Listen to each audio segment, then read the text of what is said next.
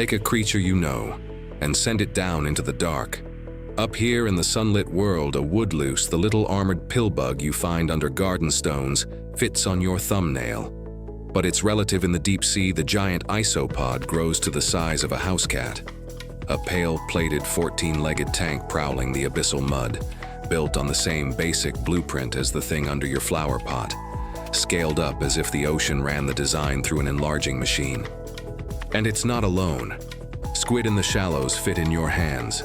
In the deep, the giant and colossal squid stretch longer than a bus, with eyes the size of dinner plates, the largest eyes in the animal kingdom. Crabs on the shore skitter across your palm. In the deep waters off Japan, the spider crab's legs span wider than a car. Again and again across completely unrelated families, the same eerie pattern. Descend into the cold and the dark, and life gets big. Scientists have a name for the pattern, deep-sea gigantism. And here's the part that should raise the hair on your arms. They're still not entirely sure why it happens. The deep repeats this trick across worms and crustaceans and cephalopods like a rule it refuses to fully explain. Tonight, we descend into that mystery. The giants themselves, the leading theories for why the abyss builds them, and what the pattern reveals about the strangest habitat on Earth. This is the Trench Report. We go where the light doesn't reach. Down we go. First, meet the giants properly because the scale of this pattern is the evidence. Start with the poster child, the giant isopod. Shallow isopods, your woodlice and sea slaters, are measured in millimeters. Their deep-sea cousins reach dozens of times that size, armored scavengers the length of your forearm, drifting the plains thousands of meters down, patiently waiting for food to fall from the world above. Same family, same segmented armor, wildly different scale. Then the cephalopods. The giant squid, for centuries a sailor's myth, is a confirmed reality of the deep, a predator that can exceed the length of a city bus, ambushing prey in the blackness with tentacles and those enormous plate-sized eyes, evolved to catch the faintest flickers of light in a world that barely has any. Its even heavier relative, the colossal squid, patrols the cold southern deeps. Their shallow water cousins, most fit in a bucket. Add the Japanese spider crab, with the greatest leg span of any arthropod on Earth, unfurling like a slow, spindly nightmare across the seafloor.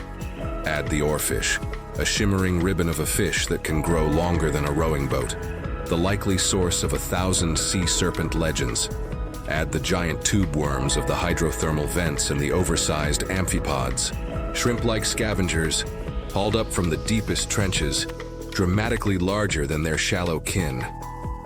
Different branches of the tree of life, separated by hundreds of millions of years of evolution, all converging on the same answer when they moved into the deep: grow.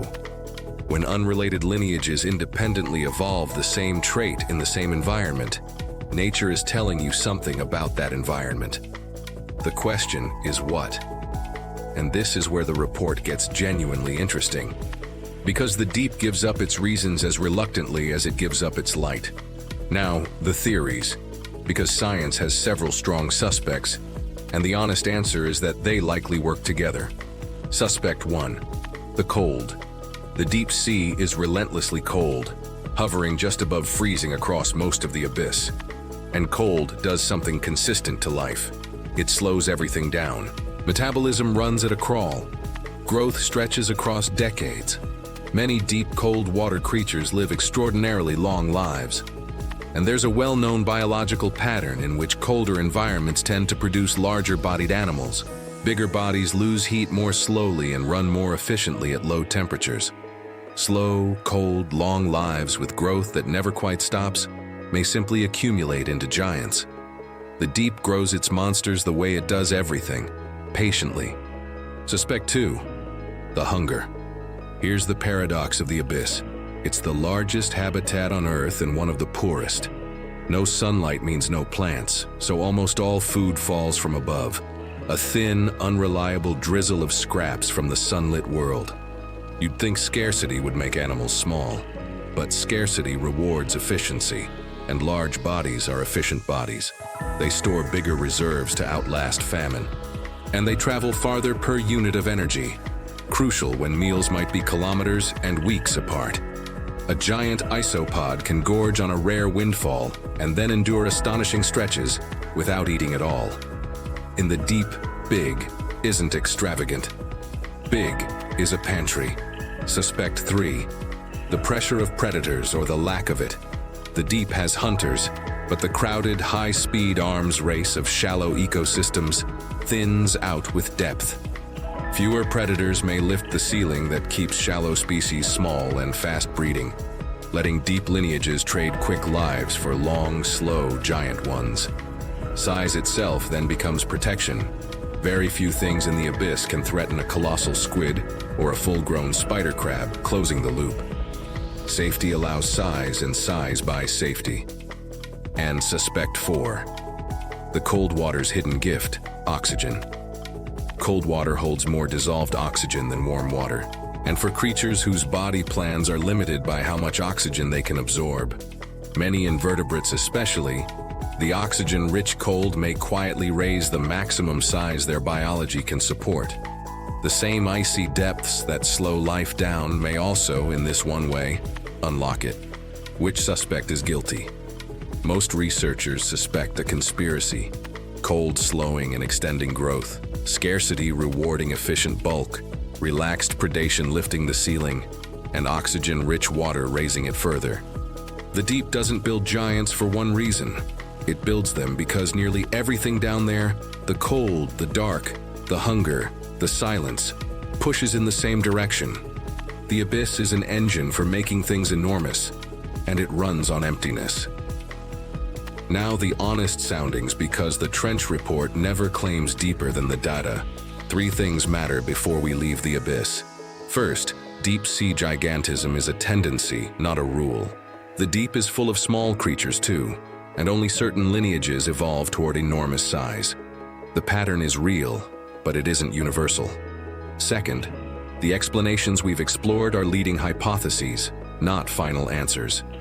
Scientists still debate exactly why gigantism evolves, and studying life under crushing pressure is incredibly difficult. Third, our knowledge of these giants is surprisingly limited. The giant squid was only filmed alive in its natural habitat within recent memory, and much of the deep ocean remains unexplored. Here's where I'll leave you, at depth. Below the last blue glow, a giant isopod may be crossing ancient mud. A huge eye may be scanning the darkness. A spider crab may be moving slowly across a trench. These animals aren't monsters. They're adaptations to a world of cold, darkness, scarce food, and extreme pressure. We came from the ocean, but we barely know what remains beneath us. The light ends. The giants begin.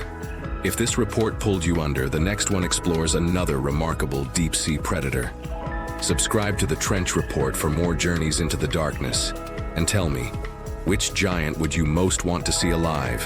The isopod, spider crab, oarfish, or colossal squid? See you in the next report.